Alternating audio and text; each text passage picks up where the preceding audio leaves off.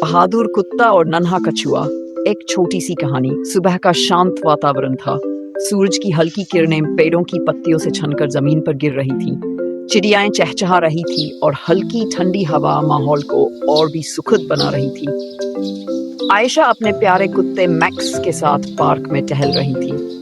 Max खुशी से अपनी पूंछ हिलाता, इधर उधर सूंघता और मस्ती से दौड़ता जा रहा था। आयशा भी मुस्कुराते हुए सुबह की ताजगी महसूस कर रही थी। अचानक मैक्स रुक गया। उसके कान खड़े हो गए और उसने एक अजीब सी आवाज की ओर ध्यान दिया। वह तुरंत सतर्क हो गया। कुछ दूरी पर एक छोटा सा कछुआ धीरे धीरे सड़क पार कर रहा था, इस बात से अनजान कि एक तेज रफ्तार साइकिल सवार उसकी ओर बढ़ रहा है। मैक्स की आंखें चौड़ी हो गई। उसने तुरंत फैसला लिया और आयशा की रस्सी खींचकर तेजी से दौड़ पड़ा।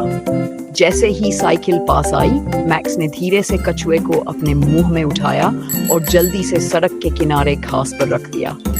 अगले ही पल साइकिल वाला तेजी से गुजर गया, बिना ये जाने कि एक नन्ही जान कितने बड़े हादसे से बच गई। आयशा ने आश्चर्य से मैक्स को देखा और फिर उसकी आंखों में गर्व छलकने लगा। ओह मैक्स, तुमने इस नन्हे से बच्चे की जान बचा ली।